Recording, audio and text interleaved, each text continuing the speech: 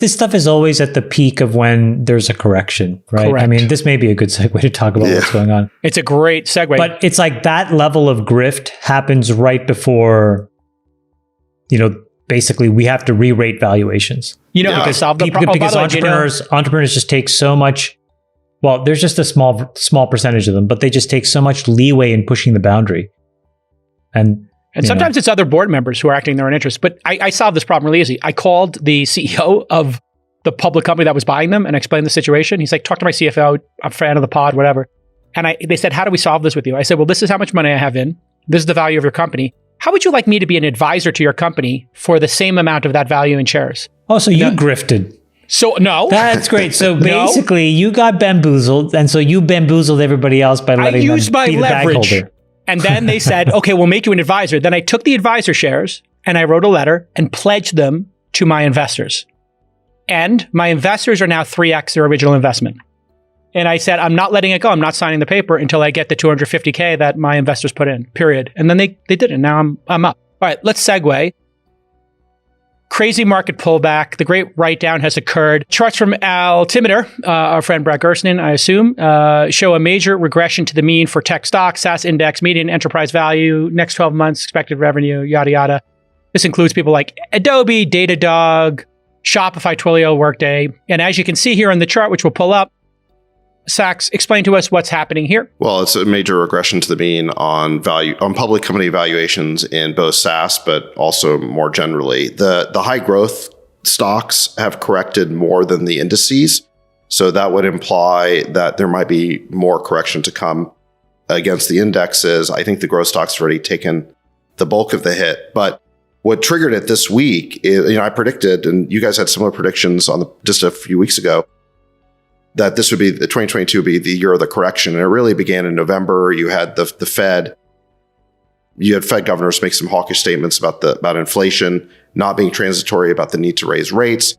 Then we had the Fed Open Market Committee meeting. This was I think around December 15th. And they announced what they were going to do on rates. And now this week, the minutes of that meeting were released. And it basically it said something that was completely different than what they announced to us just 3 weeks ago. And so the market basically just seized up and went into convulsions. And specifically, what they said, in mid-December was that they were going to taper faster. They were going to end they were going to end QE at the end of Q1 instead of Q2. And then we're going to have quarter point rate hikes in Q2, Q3, Q4. That was the plan for 2022. And then there was additional guidance that they were expecting 3 more quarter point rate hikes in 2023 and 2 in 2024. So that was sort of the 3-year plan that was laid out. Then we find out from these minutes, and I guess these minutes weren't leaked or anything. They published them after a 3-week revise and extend remarks type period. But what we find out is that what they were talking about was having a rate hike as soon as Q1 and not just ending QE, but actually shedding assets, which is like the opposite of QE. So instead of basically going out there and creating money, shrinking the balance sheet. Yeah, shrinking their balance sheet. So instead of going out and buying bonds, they're going to sell their bonds, which will reduce the money supply. So look, if that was their view 3 weeks ago, why didn't they announce it? I mean, my problem with this is it makes the Fed look like they don't know what they're doing because they announced something just 3.5 weeks ago that's completely at odds with the statement they just put out. So either something changed in the last 3 weeks and there's been no data, or they don't know what they're doing.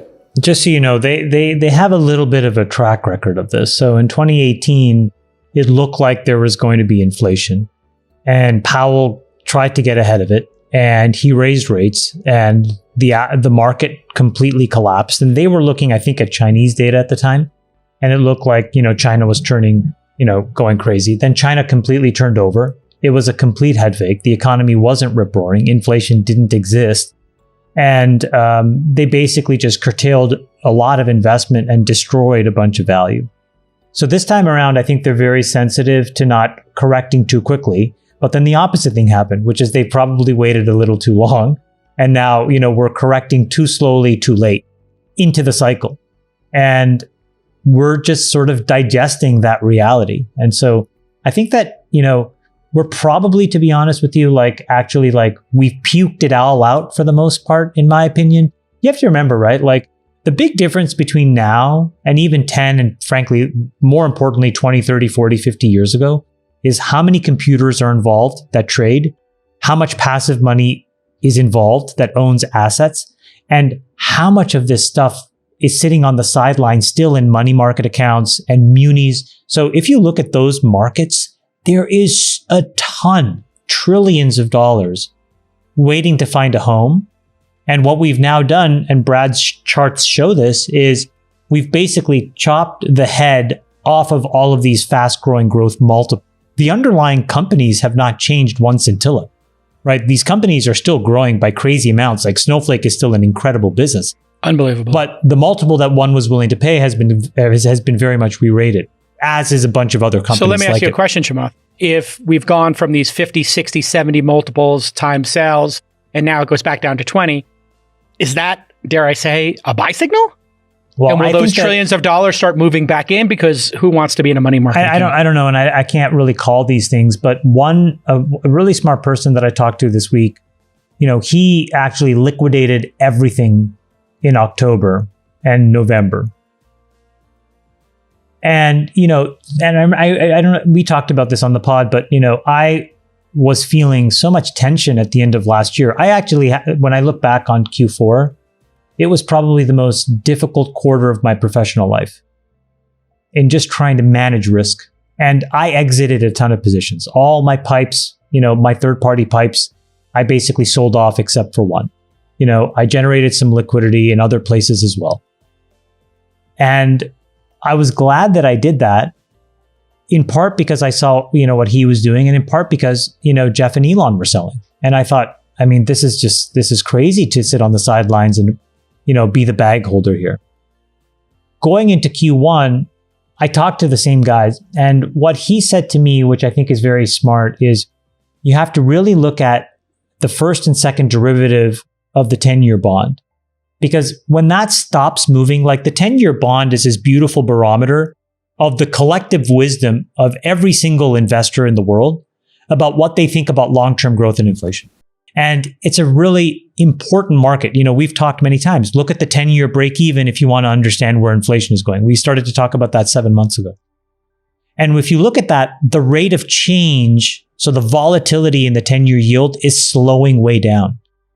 And if that continues to hold, that means that people are really saying there's a small amount of real inflation, a reasonable amount of transitory inflation, and we're about to kind of wash most of it through the system with, 100 basis points of rate hikes. And if that's the case, then you may see a quick pullback, in Q1, and we're back to the races again because of all this other money that's going to say, I got to get back in. And if you look at all these corrections in the world of computer traded algorithms and ETFs and passive money, and it's all, the snapbacks are so fast. You correct 20% and then whoop, you whip it back and you go.